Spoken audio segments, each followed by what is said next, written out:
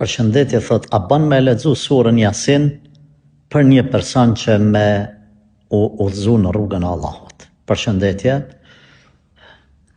nuk ka argument për këtë gjë, për asnjë pjesë Kuranit, as për surën Yasin që me lexu më njët, ose të përlexoj surën Fatiha për shembull, ose Yasinin. Edhe përmes kësaj ti udhëzoj filanin, nuk ka argumente të tilla.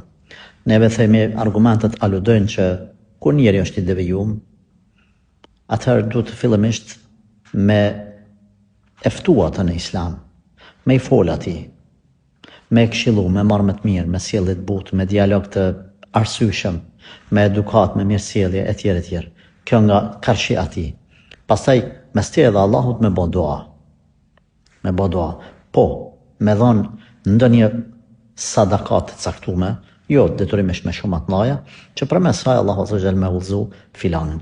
Ama të fokusohesh në surën Yasin ose në sure tjera, nuk ka për këtë ndonjë argument ose ndonjë po them orientim ose këshill të fesë, më mirë po e quaj, që na e argumenton ose na ndihmon këtë bindje. Pra, mos e bën një gjë të tillë.